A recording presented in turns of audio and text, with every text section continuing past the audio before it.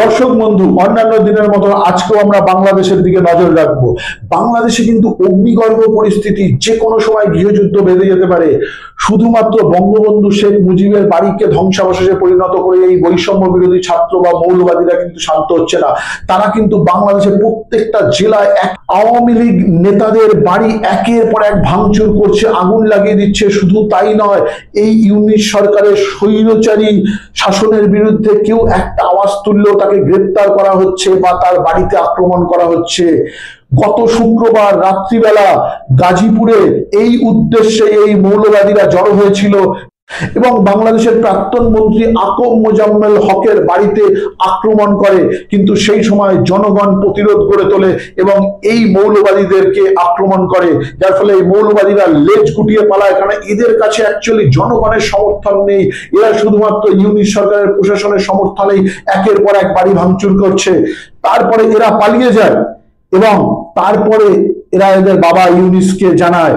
ইউনিস তখন স্বরাষ্ট্র দপ্তরকে দিয়ে অপারেশন ডেভিল্যান্ড নামে এক অপারেশন শুরু করে।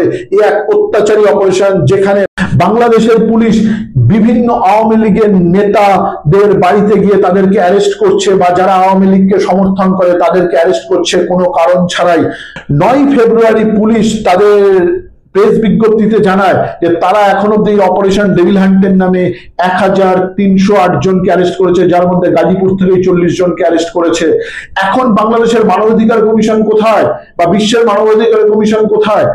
আমরা দেখতে পাচ্ছি প্রতিনিয়ত রাত্রিবেলা গিয়ে যাদের কোনো দোষ নেই তাদের বাড়িতে বাচ্চাদেরকে ঘুম থেকে তুলে, মহিলাদেরকে সাইড করে যে লোকটা রয়েছে তাকে জোর জবরদস্তি অ্যারেস্ট করে নিয়ে আসা হচ্ছে, তাদের ঘরের জিনিসপত্র ভাঙচুর করা হচ্ছে, জিনিসপত্র উলটপালট করা হচ্ছে।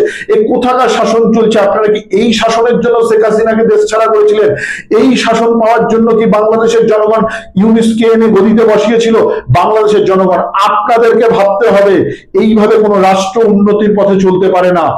আমরাও এই খবরের দিকে নজর রাখবো। দর্শক বন্ধু, আপনারাও যদি বাংলাদেশ রিলেটেড আপডেটেড খবর জানতে চান তাহলে অবশ্যই আমাদের চ্যানেলের দিকে নজর রাখুন।